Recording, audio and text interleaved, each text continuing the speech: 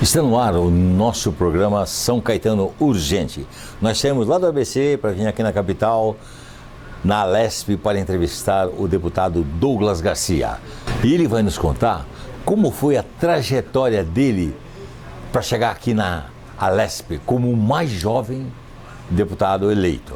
E além disso, nós queremos também saber qual é os projetos dele para a nossa cidade de São Caetano do Sul e para o grande ABC. Queremos ouvir o conselho dele, porque ele veio de movimentos sociais, ele vai dar dica para nós como agir nessas próximas eleições municipais. Fala pessoal, um prazer enorme estar aqui conversando com vocês. Queria agradecer ao pessoal do São Caetano Urgente, todos os telespectadores que acompanham o programa, agradecer ao Jorge, Jorge que faz esse trabalho maravilhoso que os bons jornalistas fazem, de procurar aqueles que hoje estão nos poderes para poder entrevistar e saber o que a gente está levando para a população. Então fico aqui à disposição para poder responder todas as perguntas. A primeira pergunta é: o senhor é o deputado mais jovem já eleito nessa legislatura em São Paulo. Como foi a sua trajetória até chegar aqui? Com mais de 70 mil votos? É isso? Eu estou enganado ou é isso mesmo? Então, eu fui eleito com 74.351 votos. Esses votos eles vieram de um público conservador. Eu fui lançado como candidato a deputado estadual pelo Movimento Conservador. O Movimento Conservador é um movimento que apoia determinadas pautas como a proibição ao aborto, a luta contra o aborto, que o aborto já é proibido, mas a luta contra o aborto, a proibição à ideologia de gênero, a luta pela liberdade de expressão, contra o desarmamento da população, ou seja, pela legítima defesa. Eu fui eleito pelo Movimento Conservador, que defende, dentre outras coisas também, a liberdade de mercado, menos burocracia, contra a bandidolatria. Então, todas essas pautas que são baseadas em questões ideológicas e que são defendidas pelos conservadores, pautaram a minha campanha, e as minhas promessas de campanha também, que, através do trabalho exemplar do Movimento Conservador de ocupação de espaço, em palestra, manifestação, ocupação em câmaras municipais e etc., me trouxe na Assembleia Legislativa para representá-los como deputado estadual. Em termos de projeto no ABC, deputado, quais as novidades que o senhor pode contar? E para que o senhor olhou com tanto carinho para a nossa cidade, para o nosso grande ABC? Maravilha. Eu fui eleito em 594 municípios. Desses 594, só lembrando que nós temos um total de 645, boa parte dos meus votos veio da região metropolitana, interior e região metropolitana. Só que da região metropolitana eu devo muito à região do ABC, Santo André, São Bernardo do Campo, Diadema, São Caetano do Sul. Por quê? Porque essas regiões conseguiram me conceder tantos votos que me trouxeram a ter uma legitimidade ímpar na Assembleia de São Paulo. Eu não esperava ter uma quantidade tão expressiva de votos assim. O que mostra também que a região do ABC é uma região bastante conservadora, que apoia não só o presidente da República, Jair Bolsonaro, como as pautas que ele defende. Por quê? Porque eu digo o nome do presidente? Porque está bastante interligado, As pautas que eu defendo são as pautas que ele defende também. E a região do ABC passou durante muito tempo presa aos mandos de alguns sindicatos que não representam a vontade da população. Nós tivemos lá dentro do ABC não vou dizer curral, porque o povo não é animal, mas essa tentativa de se transformar o eleitorado do ABC em um curral de sindicato, principalmente sindicato ligado ao Partido dos Trabalhadores, ao PT. Então, a luta contra a hegemonia da esquerda sindical na região do ABC fez com que nós conseguíssemos conceder votos a pessoas como eu, para representá-los aqui na Assembleia Legislativa e continuar lutando por essas pautas, não só na capital, no interior, como principalmente nessa região do ABC, para conseguir fazer com que essa hegemonia petista, sindical, perca a força, perca o poder. E além, é claro, dessa questão ideológica, eu também trabalho na questão estrutural. O que é a questão estrutural, Jorge? É você repassar dinheiro para as escolas, você repassar dinheiro para os hospitais, você repassar dinheiro para a questão de assistência social, como eu já fiz em muitas coisas envolvendo a cidade do ABC. Eu trouxe aqui alguns exemplos daquelas que já foram pagas. Por exemplo, foram R$100 mil para a APAI de Rio Grande da Serra. Quem não conhece a APAI faz um trabalho exemplar de assistência social àqueles que portam necessidades especiais. E eu sempre tive a luta, Jorge, de trazer direitos humanos a humanos direitos. Tanto é que eu trabalho na Comissão de Direitos Humanos, até então eu era membro efetivo da Comissão de Direitos Humanos antes de ser expulso do PSL, né? Agora eu estou no PTB, mas eu sempre lutei contra a utilização e instrumentalização da esquerda nos direitos humanos, porque eu acredito que os direitos humanos têm que atender a quem realmente necessita, e não aqueles que se fazem de minorias apenas para alcançar a subvenção do Estado e montar em cima das pessoas,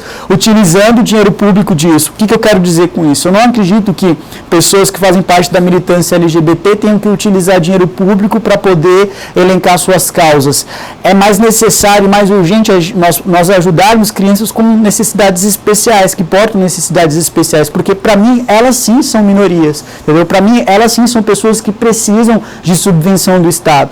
É muito mais interessante para mim, como membro da Comissão de Direitos Humanos, olhar, por exemplo, para a Associação de Pais e Amigos de Surdos de Mauá, que é uma instituição que eu destinei R$145 mil. Por quê? Porque cuida de pessoas que são uma minoria, a comunidade surda no Brasil, e precisa de assistência. Não o pessoal que faz parte, por exemplo, com todo respeito, apesar de todas essas questões, do movimento negro. O movimento negro não precisa de dinheiro de subvenção do Estado. Os amigos surdos de Mauá precisam, porque eles vão utilizar esse dinheiro para conseguir atingir quem realmente necessita. Outro exemplo é a utilização de dinheiro público para a área da educação, que aqui eu já consegui repassar R$145 mil da minha emenda parlamentar para a Escola Estadual Deputado Gregório Bezerra, em Diadema. Diadema a gente sabe que é uma cidade que infelizmente está muito largada. Diadema é uma cidade que precisa de muita ajuda, assim como toda a região do ABC, mas Diadema eu digo especialmente aqui que a situação está complicada, Diadema e Mauá, e eles estão recebendo esse aporte de R$145 mil, porque ao invés da gente repassar dinheiro, por exemplo, para entidades que são relacionadas ao movimento estudantil, para levantar causa político-partidária, que eu acho que isso não é o necessário, nós possamos repassar dinheiro para a educação e ser utilizado em questões estruturais. Então, essas emendas que eu disse aqui já foram pagas. Esse ano eu também estou empenhado em fazer com que outras emendas impositivas do meu mandato também vão para a região do ABC, como, por exemplo, 150 mil no Centro de Formação Esportivo, na cidade de Santo André, e 145 mil para a Santa Casa de São Bernardo do Campo, que junto com muitas instituições, como o Rotary Club, dentre outras, tem feito um excelente trabalho para auxiliar e ajudar aquelas pessoas que não têm condições de pagar, que são mantidas pelo SUS e que recebem atendimento no hospital filantrópico, como a Santa Casa de Misericórdia de São Bernardo do Campo. Então, deputado, como o senhor avalia esse momento político em que vivemos nessa pandemônio? Eu chamo de pandemônio, mas é pandemia. Maravilha, Jorge. Esse pandemônio, essa pandemia, infelizmente, que tomou conta não só do nosso Brasil, como do mundo também, infelizmente nós temos alguns agentes políticos que estão instrumentalizando esse status quo da situação brasileira para poder aplicar as suas políticas partidárias. Aquilo que sempre, durante muito tempo, eles queriam, agora, neste momento, eles estão aplicando. Eu vou dar um exemplo. Nós temos, sim, que cuidar da saúde das pessoas. Eu acho que isso, desde o início, é um princípio que não só os agentes públicos, como todo cidadão tem que se responsabilizar para poder cuidar, mas também nós temos que ter a responsabilidade de não fazer com que o Estado venha suprimir os direitos e liberdades fundamentais que o povo, durante muito tempo, lutou para conquistar. Quais direitos são esses? Nós vimos, por exemplo, Jorge, em alguns casos, bailes funks acontecendo em determinadas periferias ou em alguns pontos de algumas cidades do ABC, cidades da capital, até mesmo cidades do interior, em que o poder público simplesmente fechou os olhos e fingiu que aquilo não aconteceu. E nós tivemos outros casos de pessoas que estavam isoladas em uma praça, ou passeando na calçada da rua, ou, sei lá, levando o seu cachorro para passear, e essa pessoa foi tratada como se ela fosse um bandido. Foi tirado o direito de liberdade de poder se locomover, foi simplesmente reprimido, e foi feito de uma forma que passa dos direitos humanos. A infração aos direitos humanos neste quesito foi tamanha, foi tão grande, que nós tivemos casos até mesmo no interior de São Paulo, onde uma mulher ela chegou a ser fraturada, ela teve uma das costelas quebradas por causa disso. Ela foi arrastada da praça por agentes, né, do Estado a mando do prefeito da cidade. Então, isso se repetiu não só no interior de São Paulo, como em muitas cidades. No litoral também nós tivemos cenas que, lamentavelmente, foram corriqueiras, né, no dia a dia das pessoas tendo o seu direito fundamental infringido. Nós tivemos casos absurdos de até mesmo ameaças de chamar a polícia para pessoas que estavam sem máscara, para pessoas que simplesmente resolveram andar na praça. Ou seja, eu acho que o Estado, nesse momento de pandemônio que nós vivemos, ele mostrou uma nova garra, que ele não, até então ele não tinha mostrado, né, que a tentativa de tirar das pessoas o seu direito fundamental, sem nenhuma justificativa. Nós temos sim que cuidar da questão da pandemia, nós temos sim que batalhar contra o coronavírus, contra o Covid-19, mas a falta de evidências científicas nas quais o governo do Estado e algumas prefeituras se basearam para retirar os direitos fundamentais da pessoa, para mim não foi o suficiente para a gente ter esse nível de ação. Essas ações elas foram desproporcionais, essa pandemia se tornou um pandemônio, principalmente por causa dessas ações dos nossos governantes. E também pela falta de algumas ações no sentido de cuidar dessas vidas já na fase inicial da doença. Nós tivemos muitos médicos dizendo que o tratamento do Covid-19 de forma precoce, ele evitaria muitas situações. Eu tive pessoas da minha família que contraíram Covid-19, coronavírus, e graças a Deus eles foram tratados de forma precoce, não chegaram a ser internados, não chegaram a ser entubados. E esse protocolo de tratamento precoce faltou para o governo do Estado de São Paulo, faltou para muitas prefeituras, não tiveram a responsabilidade de assumir isso, preferiram assumir a responsabilidade de quebrar o Estado, de solicitar para a Assembleia estado de calamidade para os 645 municípios, metendo a mão no dinheiro do povo, que foi um verdadeiro absurdo. Eu votei não em todos os pedidos de estado de calamidade. Não por não confiar nos prefeitos, porque eu não estou dizendo para o senhor que os 645 prefeitos do estado de São Paulo são corruptos. Não, mas porque faltou um regramento, um controle, um filtro maior dos agentes públicos quando elaboraram o pedido de reconhecimento de calamidade para receber este dinheiro da Assembleia de São Paulo. A Assembleia de São Paulo liberou mais de 2 bilhões de reais só na própria Lesp, para cuidar da questão do coronavírus. Agora já passa da casa dos 10 bilhões de reais por aí, mas nós não podemos mais permitir que esse dinheiro simplesmente seja esvaziado dos cofres públicos, do erário, sem que haja uma espécie de controle, né? E esse controle infelizmente não veio, e agora o resultado disso são as ações que nós estamos vendo pela Polícia Federal, né? Nós temos aí o Covidão que está batendo na porta do Rio de Janeiro, agora já chegou aqui em São Paulo, né? Nós tivemos o secretário de Transportes que foi preso, nós tivemos muitas investigações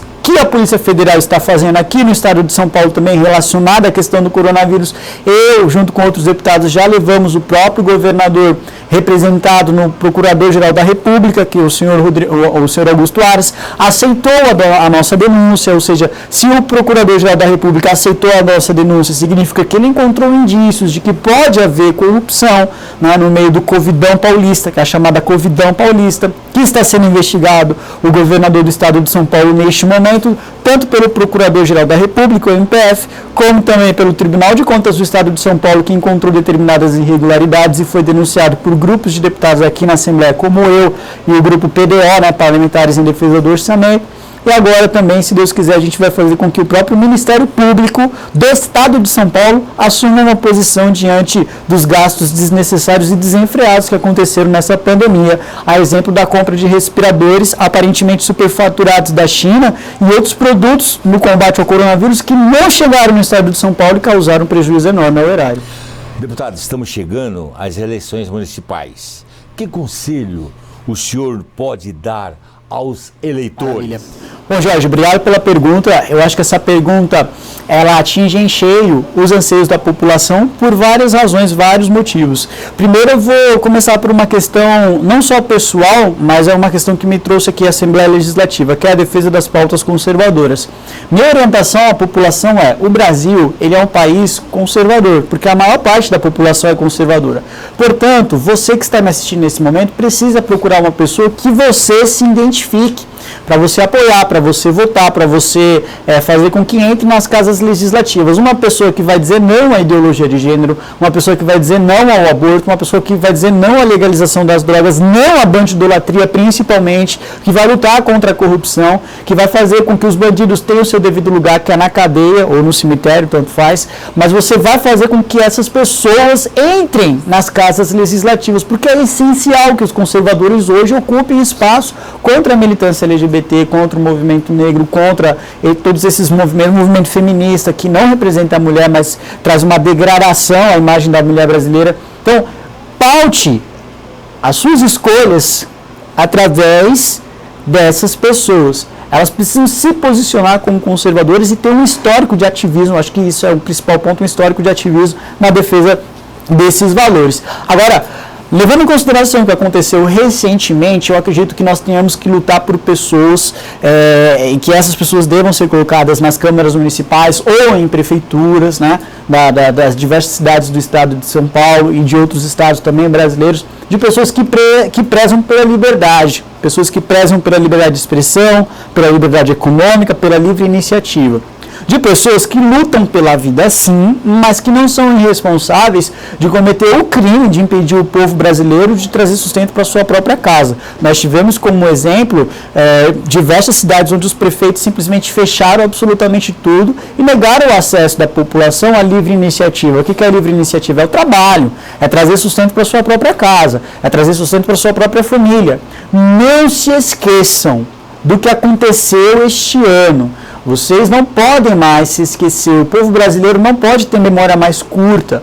As redes sociais e hoje as imprensas independentes, as mídias independentes que nós possuímos, não permitem a população brasileira ter a memória curta e esquecer a forma ditatorial com que foi tratado muitos prefeitos e vereadores e governadores no Brasil este ano, em tempos de pandemia, de impedir a população de ter livre acesso ao seu próprio sustento, que é o trabalho, a livre iniciativa, a liberdade de locomoção. Você não pode esquecer disso que aconteceu. Procure pessoas que se posicionam sempre favoráveis a essas pautas, e não pessoas que daqui a um ano, se acaso vier outra pandemia, vai mandar você fechar as portas da sua casa e vai dizer para você que você tem que se virar com R$600, não aqui querendo criticar o governo federal, porque acho que o governo federal fez o máximo que pôde com relação a isso, mas vai dizer para você que você tem R$600 para pagar o aluguel, para trazer sustento para sua família, para trazer sustento para sua casa, para pagar a sua conta de luz, para pagar a sua conta de água,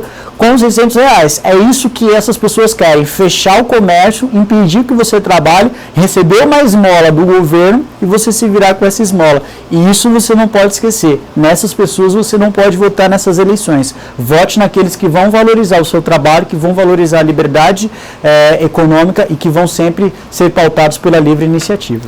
Eu quero agradecer muito a esse deputado que nos concedeu essa entrevista. Eu já falei olhando nos olhos dele. Ele é o deputado mais jovem porque Deus usou ele. Deus usa esse rapaz de certa forma que me emocionou. Tá? Eu fiz alguns levantamentos, algumas entrevistas em hospitais totalmente vazios, sem nenhum paciente. E o que ele disse aqui, não foi ele que disse, foi o próprio Deus que usou ele. Muito obrigado, deputado.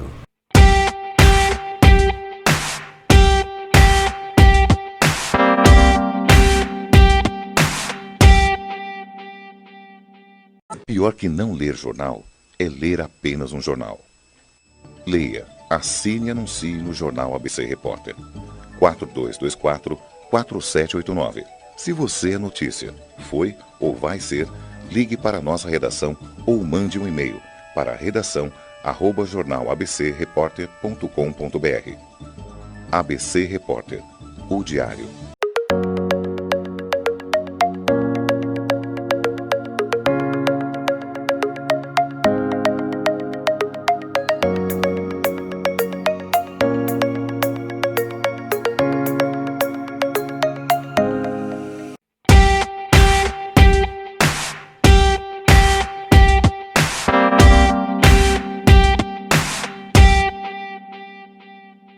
Gostaram da entrevista com o deputado? Hoje eu quero falar das diferenças entre as pessoas no que se diz respeito à comunicação. Aprendendo isso, você vai conseguir se comunicar melhor, até vender o seu produto melhor, você vai conseguir até cargos que você não imagine, como prefeito, vereador, deputado. É isso que nós queremos mostrar para você. Em neurolinguística, é ensinado que as pessoas têm características de comunicação diferentes, visuais, auditivas e sinestésica. Para interagir com a pessoa, você precisa primeiro aprender o que ela é, se ela é auditiva, se ela é visual ou se ela é sinestésica. Você sabe a sua forma preferida de se comunicar? E nós vamos te ensinar. Você vai aprender. Primeiro você tem que aprender como você gosta de se comunicar. Aí depois você vai ter que aprender o que a pessoa gosta de ouvir. Porque o importante não é o que eu falo, é o que você ouve. Senão não tem sentido nenhum. Quando você conseguir determinar a forma que o ouvinte precisa te ouvir, você vai conseguir mais cliente, você vai conseguir mais evidência, você vai conseguir mais parceria, você vai conseguir se dar melhor na sociedade, na igreja, no serviço, em casa, com a família, com a mulher, com o filho. Tenha certeza disso. Vamos falar um pouco agora, só para você interagir, o que é visual?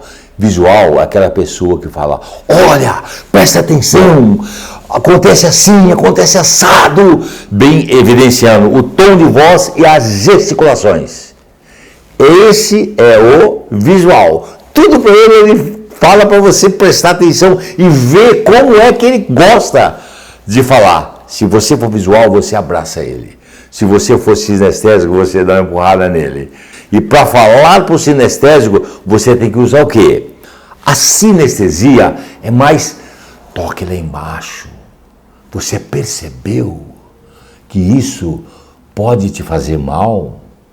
Você percebeu que ela não gostou? Se você falar assim pro sinestésico, você tem tudo com ele. E o auditivo? O que é o auditivo? O auditivo é aquele mais no mesmo tom, né? Tem as pessoas assim? Tem. As características são diferentes? São. Você precisa fazer o quê? Assimilá-las. Você, quando fala para uma pessoa só, você tem que identificar se ela é sinestésica, auditiva ou visual. Agora, se você falar para uma plateia, você tem que falar das três características junto, mesclando tudo que você fala, para você atrair a atenção de todas as pessoas. Senão não vai adiantar nada falar. Lembra que eu falei para você que o importante é que ouve, não que eu falo? É isso que nós queremos ensinar para vocês. É isso. Você vai ter uma diferença nos seus resultados inauditas. Você vai ficar assustada com aquilo que vai reproduzir do seu discurso para qualquer pessoa. Até para uma criança, sabia disso? Até com um animal. Essa técnica também chama rapport. Se você usar rapport com as pessoas e usar técnica de comunicação, você conversa até com animais. Sabia disso? Incrível, né? Se você quiser se aprimorar em comunicação, fale conosco. Nosso objetivo é ensinar você a se comunicar, porque tudo foi feito com comunicação. Comunicação é uma coisa maravilhosa. Se você ler o livro de ciência, que eu chamo de Bíblia, né? Você vai ver que a maioria absoluta das coisas foi feita com comunicação. E nós queremos ensinar você, tá legal? Ligue para nós, que nós vamos dar umas dicas maravilhosas para você. E agora, eu quero trazer aqui, eu quero chamar para dar umas dicas de marketing. O senhor Armando Levi vai dar uma aula para você de marketing. Nós vamos falar, como sempre, de marketing digital. E eu tenho uma novidade importante. Eu quero mostrar para você como usar uma ferramenta muito simples, mas muito criativa, chamada Canva. Essa é a ferramenta Canva, que você vê o endereço completo aí na tela. Você entra lá no endereço, você pode entrar com Google, Facebook, com Apple. Eu tenho já um cadastro, vou clicar aqui no meu e-mail, na minha senha, e aqui já abre a sua página com a sua foto. Para criar um design, né? Para fazer um post no Instagram, por exemplo, digamos que você tem um restaurante e quer fazer um prato do dia para cada dia, Então você clica aqui no Instagram e ele já vai te apresentar aqui à esquerda algumas opções de design que você pode usar rapidamente para criar o seu desenho. Então você vê, tem alguns desenhos que envolvem restaurante, mas para tornar isso mais rápido, você digita aqui restaurante e ele vai te dar desenhos mais específicos. A maioria disso são desenhos gratuitos que você usa sem pagar nada mais por isso, né? Então, digamos que você pode escolher esse aqui para dizer qual é o seu prato do dia da semana. Se você não gostou dessa letra, você clica aqui no tipo de letra e você pode escolher várias outras opções. Então você vem aqui, clica, seleciona e bota o nome do seu restaurante. Digamos, Restaurante São Caetano. Aí digamos que você tem aqui um endereço para colocar. Então você vai botar ali, Avenida Goiás, número 712. Esse é um telefone totalmente fictício e você pode colocar o telefone. Você está achando a letra muito pequenininha? Você vem aqui e aumenta para quanto você achar interessante que caiba na sua página, no seu post, né? Você pode trocar o tipo de letra para uma coisa um pouco mais chamativa, por exemplo. E aí você pode colocar aqui a sua imagem do seu prato. Como você faz isso? Você seleciona aqui em elementos, tem um elemento que você usa para subir imagens, que é esse desenho aqui. Você coloca ele o espaço que você acha necessário e você vem aqui, ó, Uploads, você pode subir a imagem que você acha mais interessante. Eu já subi várias. E você escolhe o prato que você quer, seleciona, posiciona, pronto. Está aqui o prato, o seu prato do dia. Então você pode também, alternativamente, abrir um espaço para esse prato do dia, diminuindo um pouco aqui o nome do seu restaurante e acrescentando uma informação em texto para o seu cliente. Comida brasileira todos os dias. Aí você diminui o tamanho dessa letra e posiciona aqui perto da marca do seu restaurante. Então, a última etapa é você baixar esse post para o seu computador para você poder subir na rede social que te interessa. É muito simples, você clica em baixar, você escolhe já a pasta que você quer e salva esse post nessa pasta. Então você pode voltar a essa pasta, que nós selecionamos aqui da TV Grande ABC, e está aqui o post que você criou para usar no Facebook. Você pode criar várias opções, salvar um post para cada dia, publicando esses posts conforme o planejamento que eu sugeri no nosso vídeo, na nossa entrevista da semana passada. Se você quiser rever, está à disposição no YouTube da TV Grande ABC e também no YouTube do São Caetano Urgente. Então, gostaram das dicas do Canva? Com essa ferramenta, você pode criar posts bonitos e criativos e simpáticos para fazer essa comunicação com o seu público diariamente. Lembra daquela parte que nós falamos de planejamento? Então, depois que você planejou os posts que você vai fazer, é importante você criá-los numa leva, por exemplo, 5 posts, 7 posts, e programar essa publicação diariamente para que o seu público perceba que a sua empresa é criativa, tem produtos, tem serviços inovadores e que você está sempre agindo, atuando, publicando e chamando a atenção das pessoas. Ok? Fica aí então a dica e esperamos vocês no nosso próximo programa, na próxima semana, com novas entrevistas e dicas de PNL e de marketing digital. Um abraço e até lá.